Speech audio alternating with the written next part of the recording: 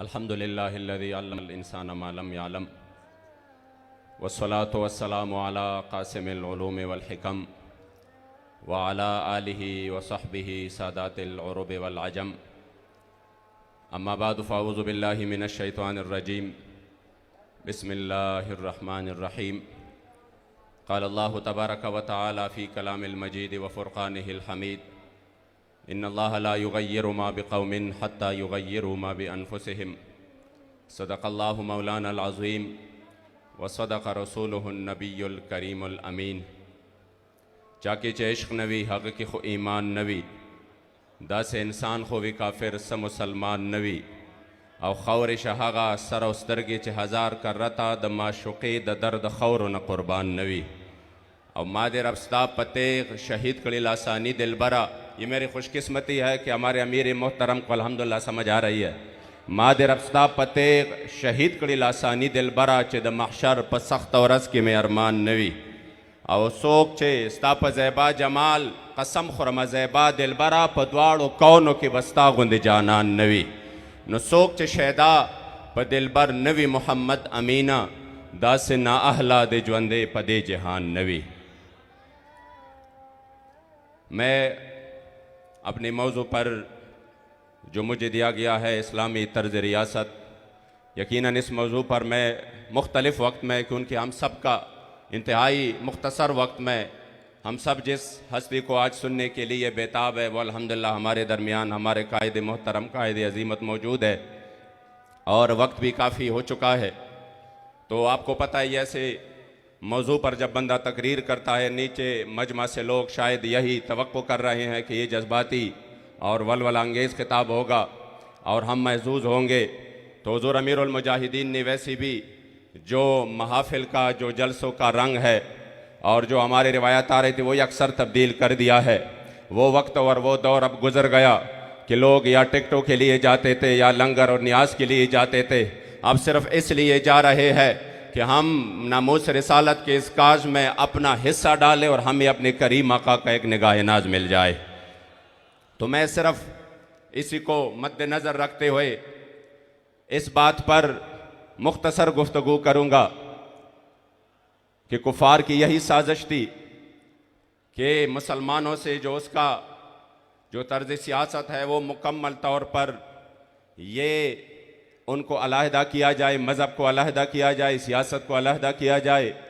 सियासत में वो लोग लाए जाए जिनको देख कर भी कुल हुवल्लाह ना आता हो, जो 3 साल बाद भी कोशिश करे तब भी गलत पड़े, और उनके कानून साज और आईन साज असम्बली में वो लोग बैठे जिनको सूरह इखलास भी ना आता हो, जिनको दीन के बारे में बिल्कुल कोई भी इल्म ना हो, और जो उनके उलमा है, जो उनके इस्लामी तशख़्ख़ुस है, उनको सिर्फ यहाँ तक महदूद रखा जाए कि आपने लोगों के सामने नमाज और वज़ू के वो मसाइल बयान करने हैं, आपने सियासत के साथ कोई भी राब्ता नहीं करना, सियासत और चीज़ है, और इस तरह मज़हब पे अमल करना बतौर मज़हब बतौर निज़ाम नहीं और चीज़ है। वो इस हद तक कामयाब हो गए कि उन्होंने उलमा को बिल्कुल साइड पे कर दिया, उन्होंने सुलहा को बिल्कुल साइड पे कर दिया। कोई आलिम अगर मिंबर पर मेरे मुस्तफ़ा करीम की निज़ाम की बात करता है तो लोग उससे उठ के चले जाते हैं, लोग कहते हैं ये मौलाना सियासी हो गए। अब उन्होंने सियासी बातें करना शुरू कर दिए हैं, तो इसका नतीजा ये हुआ जो निज़ाम मेरे मुस्तफ़ा करीम हमें दे के गए थे और आप तशरीफ़ फरमा उस हाल में थे मदीना शरीफ में कि आप मसाइल भी बयान कर रहे थे और आप पूरे दुनिया को एक निज़ाम भी दे रहे थे, और फिर खुलफ़ाए राशिदीन जो अपने मिंबरों पर भी बैठे थे और जो अपने फैसले भी करते थे और पूरे दुनिया को एक निज़ाम भी दिया।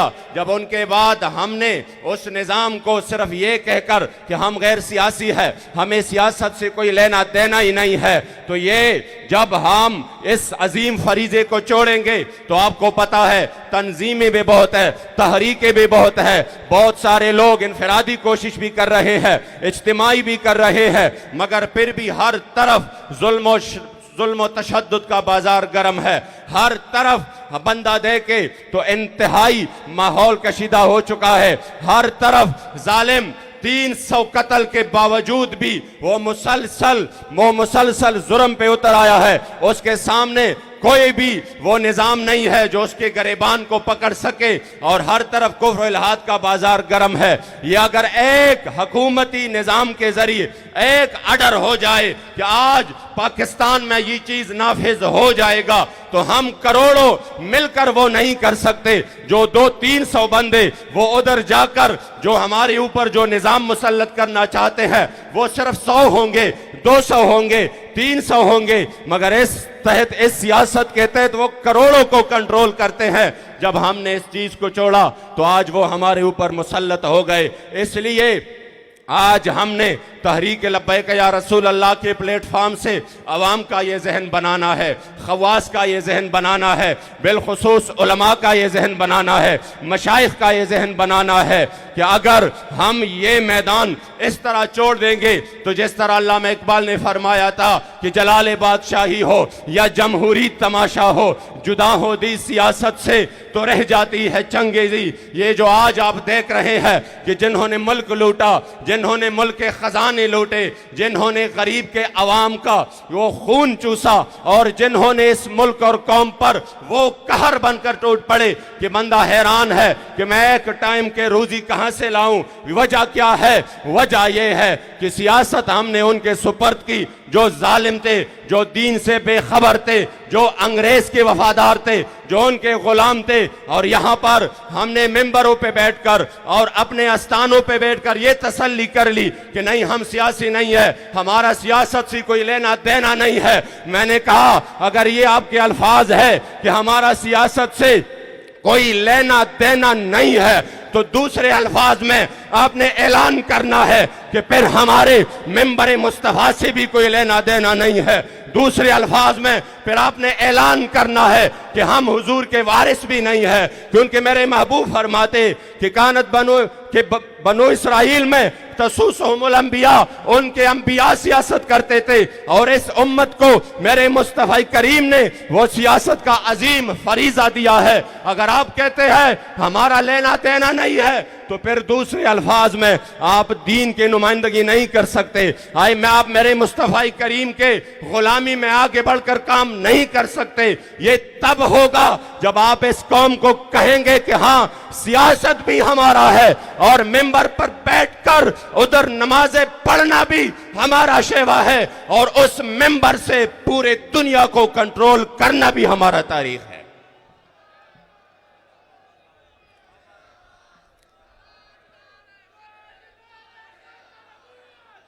मैं अपने दादा हुजूर के नशार का कुछ तर्जमा भी करूँ। अक्सर मुझे गुलाम गौस बगदादी साहब कहते हैं जब भी आप पश्तो शेर पढ़ते हैं साथ में कुछ तर्जुमा भी क्या करे।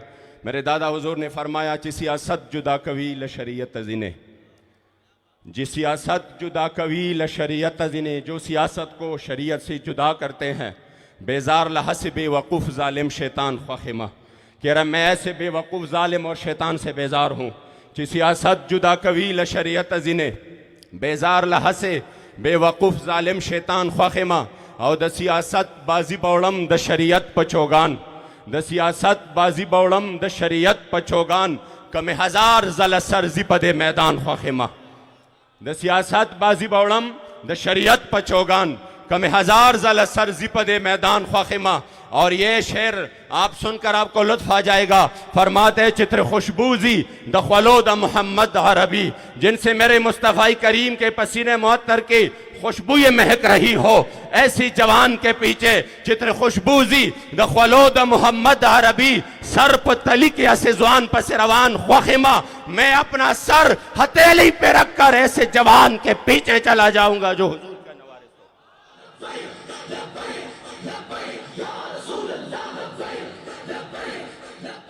चित्र खुशबूजी द खलोद मोहम्मद अरबी, सर पर तली के ऐसे जुआन पर से रवान ख्वाहिमा, और कसम पर अब महबूब जमाद मोहम्मद अरबी ज मोहम्मद अमीन तलज़क प कुरान ख्वाहिमा। आज हमने यह अज़म करना है कि अगर हम उस ज़माने को देखते हैं और फिर यहाँ पर जब उलमा साइड पे हो गए, मशाइख साइड पे हो गए, उन्होंने कहा हमारा कोई काम ही नहीं, तो फ़र्क कितना आया। हज़रत सैयदना उमर फ़ारूक रदी अल्लाह तआला अन्हु के सामने हिम्स के गवर्नर सईद बिन आमिर अल जुमही का उनका तज़किरा हुआ। आपने उधर से लिस्ट मंगवाई, मुझे लिस्ट ला कर दो। उधर सबसे ज़्यादा मुफलिस यानी जिनके पास बिल्कुल भी पैसा ना हो वो कौन है। जब लिस्ट मंगवाया गया और उनमें देखा तो सर फहरिस्त हिम्स का गवर्नर सईद बिन आमिर अल जुमही था। आपने फरमाया ये इतना इनके पास कुछ नहीं है, फरमाया ये बिल्कुल इस हाल में ज़िंदगी गुजार रहा है कि इनके पास कोई पैसा नहीं है। फिर आपने कुछ पैसे मंगवाए और आपने इनकार कर दिया, आप बड़े परेशान हो गए। कुछ देर बाद उसके बारे में हज़रत उमर शाम गए तो उसके बारे में कुछ खबरें आईं और वो खबरें ये थी कि ये महीने में सिर्फ एक बार ऐसा एक दिन आता है, ये बहुत लेट निकलते हैं और ये रात को किसी के साथ बात नहीं करते, ये रात को फैसले नहीं करते। तीसरी बात ये कि जब एक ऐसी हालत होती है कि इन पर बेहोशी तारी हो जाती है, इनके बारे में जब इस तरह की शिकायत आई कि ये इस तरह के काम करते हैं तो आपने उनको फरमाया कि आ जाओ, सामने बिठाया, गवर्नर है, फरमाया लेट क्यों निकलते हो। आपने कहा मेरे घर में कोई खादमा नहीं है, मेरी बीवी बीमार है, मैं घर के काम काज खुद करता हूँ, इस वजह से मैं थोड़ा लेट निकलता हूँ। ये था गवर्नर। जब इस्लामी सियासत थी ये नहीं था कि दुनिया के जितने भी मुराद हो और पैसा हो, पहले कुछ भी ना हो बाद में उसके असासों के तफसील भी मालूम ना हो, ना, ये इस्लामी तर्ज सियासत थी।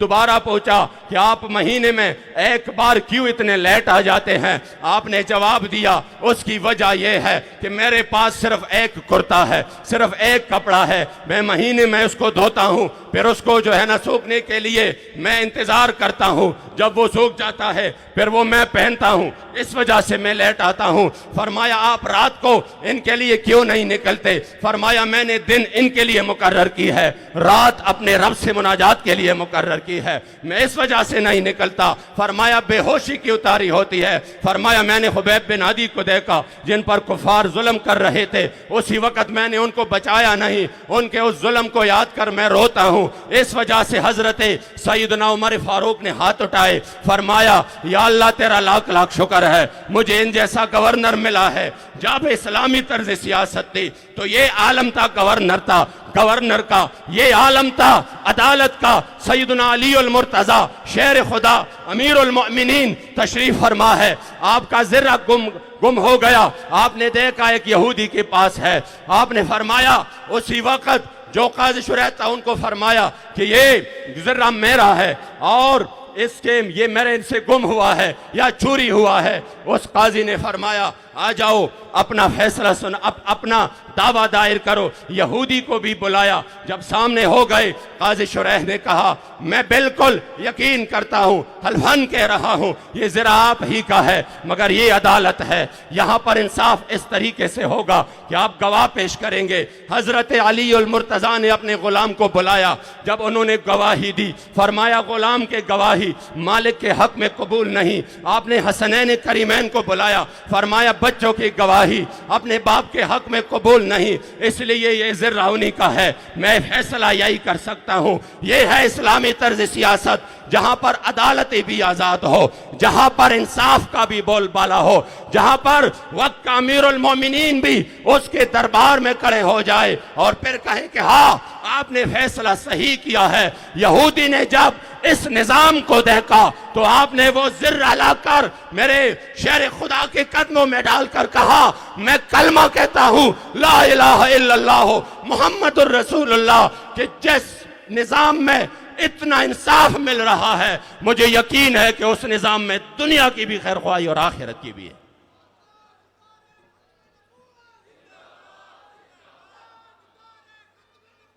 इसलिए ये हम हुजूर अमीरुल मुजाहिदीन का एहसान कभी नहीं भूलेंगे कि आपने इस कौम को वो सोच दिया कि आपने कहा कि अगर बतौर मज़हब सिर्फ आपने ये करना है, नमाज रोज़ा ज़कात हज जितने भी मामूलात है, अगर ये इस्लाम है तो फिर सैयदना इमाम हुसैन करबलाए मौला के मैदान में क्यों गए, फिर अपनी पूरी ख़ानदान की कुर्बानी क्यों दी। इसलिए आपने इस कौम को ये जहन दिया। आज हम इंशाअल्लाह उनके लख्ती जिगर हमारे कायद मोहतरम उनके नूरी नज़र के सामने ये आखिरी अहद करते हैं कि इंशाअल्लाह, और यह अहद वफ़ा की तजदीद करते हैं कि इंशाअल्लाह हुज़ूर अमीरुल मुजाहिदीन ने जो मिशन हमें छोड़ा इंशाअल्लाह आपकी क़ियादत में और आपके हाथ पर इंशाअल्लाह ताला उसकी तकमील के लिए हम वक्त हाजिर है। हमारी जान चली जाए तो चले जाए, उसकी कोई हैसियत नहीं है इस मिशन के सामने। मिशन पर समझौता इंशाअल्लाह कभी नहीं होगा। हम सब ने आज़म करना है कि इंशाअल्लाह हम हुजूर के दीन के लिए, फिर हमारी खुशकिस्मती है कि कायद भी हमें वो मिला है। मैं सिर्फ आखिरी बात करूँगा कि आपने मुझे एक ख़बर दी और वो ये थी, मुझे कहा कि अगर हमारे पड़ोस मुल्क में जिन पर जुल्म और तशद्दुद के पहाड़ तोड़े गए, 20 साल जिन्होंने ग्वांतानामो बे जेल में जानवरों की तरह गुजारे, उनको इस तरीके से रखा गया जैसे जानवरों को रखा जाता है। दुनिया की कोई जुल्म की कोई हद होती है, वो सब पहाड़ उन पर टूटे, मगर इस्लाम की ताकत से फिर भी वो मैदान में है। और इस तरीके से मैदान में है कि पूरे आलम में कुफ्र शिकस्त खा चुका है। जो जुमला मैं आपको बताना चाहता हूँ वो ये है, लोग कहते हैं ना ये अपनी रिहाई के लिए उन्होंने ये किया, उन्होंने वो किया। खुदा की कसम मैं इसका गवाह हूँ, मैं इसका गवाह हूँ कि आपने एक जो आयत करीमा फरमाया था, ला तहज़न इन्नल्लाह माना, कि कोई परेशानी नहीं है, रब्बुल आलमीन हमारे साथ है, ताकतें तुम्हारी हैं पर खुदा हमारा है, और अक्स पर न इतराओ आईना हमारा है। और दूसरा जो लफ्ज़ था वो ये था कि कम अज़ कम अमीनी साहब हम 20 साल तो सब्र कर ले, हम 20 साल तो ये सख्तियाँ और तकालीफ तो बर्दाश्त कर ले, उसके बाद फिर कोई गिला शिकवा तो बने। आप वो राहे अजीमत के मुसाफिर है और वो कायद है अजीमत के। आपके अल्हम्दुलिल्लाह मिसाल ये है, पूरे जेल भी गवाही देगा, हुजूर के गुलाम भी गवाही देंगे, और खुदा की कसम मुखालिफीन भी गवाही देंगे। मुवाफिकीन तो वैसी भी गवाही दे रहे हैं कि इंशाअल्लाह हुजूर अमीरुल मुजाहिदीन ने जो हमें कायदे दिया है, लोग कहते हैं ये बिक जाएंगे, ये करेंगे, वो करेंगे। मैंने कहा जब इनके सामने सब कुछ रख दिया गया, ये सब कुछ ले लो जिसमें सब कुछ था दुनियावी लिहाज से, तब भी आपने फरमाया कि ना ना, जाकर अपने बड़े से कहना कि 1450 साल बाद भी पाकिस्तान में हुजूर के वो गुलाम रहते हैं जो पूरी दुनिया की ताकतें मिलकर न उनको झुका सकते हैं, न उनको खरीद सकते हैं, और ना ही उनको डरा सकते हैं।